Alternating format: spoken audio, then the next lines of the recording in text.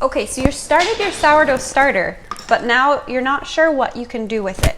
It's not quite ready to make bread, but it's definitely seeing some action here. So what to do with it now?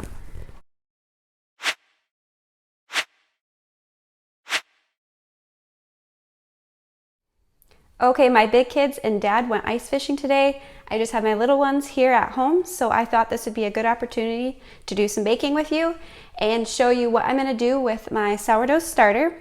We're about a week and a half into this starter and it's looking good. It's nice and I don't know if you can see, frothy, bubbly, active.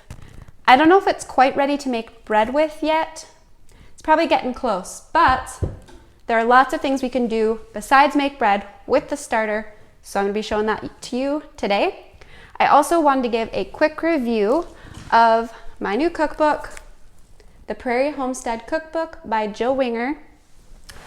I was super hesitant to buy this book. By the way, I was not paid for this review. I'm in no way affiliated with this cookbook.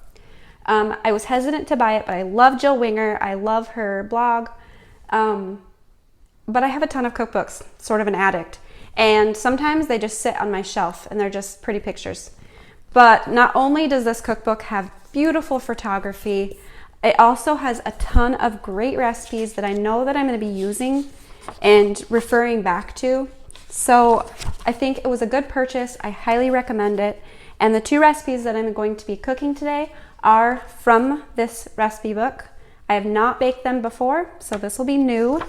And the two recipes are called Fudgy Sourdough Brownies. Fudgy Sourdough Brownies. And the other one is Sourdough Crackers. So they're both from the book. I will leave the link to this book down below if you're interested in checking it out further. By the way, there is a section in here that is the photography, you guys. It's so pretty. But there is a section in here on homesteading as well. Raising your own food. See if I can flip to some of these pages here.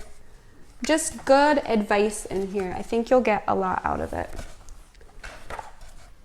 Homemade udder spray. So there's other things, other recipes in here other than just food. Don't mind my little ones in the background. All right, let's do some baking.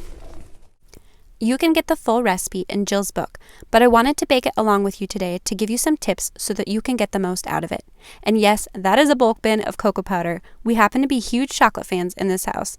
Anyway, the first thing I wanted to point out is that I used unrefined coconut oil, which means that there was a pretty strong coconut taste to the finished product. It was fine because we like that taste. However, I have a feeling it would have turned out even better if I had used refined coconut oil so that the chocolate flavor was really allowed to shine here.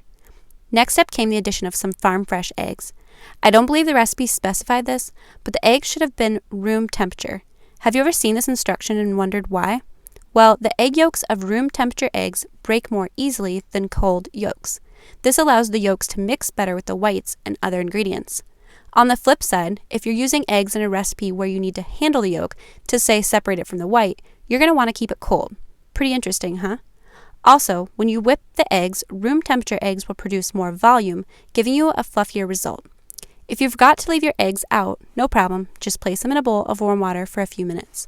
Alright, we're just going to mix in those dried ingredients now and pour it into the prepared pan. The recipe calls for an oven temperature of 375, but I've noticed the ovens are not very consistent. I have two of the exact same oven, and one actually cooks hotter than the other. Knowing this, I took it out at the lesser of the times given, and it turned out perfect. Because the author of this recipe didn't think there was enough chocolate, it actually called for a layer of melted chocolate chips on top. I wasn't one to argue here. And was that a kid sneaking by? Yep, must have smelled the brownies and decided to investigate. Make sure the chocolate chips go on immediately after you take it out of the oven, and then just let them sit on top to melt before you attempt to spread. Okay, the brownies were a hit. The kids loved them. I thought they were great. I will say that these taste like no brownies you've had before. They do have a different taste and a different texture. It's not really a sourdough taste or what I expected. It's just different. I don't even know how to describe it, but it is amazing. Highly recommended. Don't let sourdough brownies throw you off. These are amazing. Okay, the little kids are still nicely playing, so next on the agenda is to make some sourdough crackers. I've got the recipe here in the book, and I've got my very well-loved baking stone here as recommended in the recipe. So I'm going to pop this into an oven to preheat, and then I'm going to use up some more of this sourdough starter. One of the best parts of this recipe was a super simple ingredient list. Everything was something I had on hand, and the sourdough starter was really the star of the show, which I was so excited to see.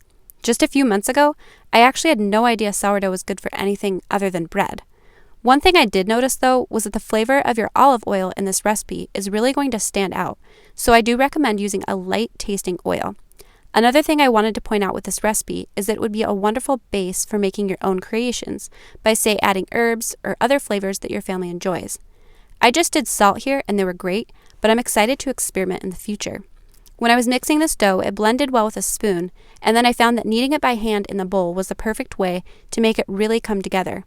I do have a stand mixer, but I honestly don't think it would be worth getting it out for this. The hardest part was actually rolling it out, and probably just because I'm super type A, and I really wanted square crackers. I found the best way to do this was to roll it into a log before flattening and rolling out. This probably goes without saying, but the thinner you roll it, the crispier your crackers are going to be, so just keep that in mind. I went pretty thin. And then you can just cut it with a pizza cutter, and the whole parchment paper of cut dough then gets popped into the oven. I used this time to roll out the rest of my dough balls. When I pulled them out of the oven, I couldn't have been more pleased.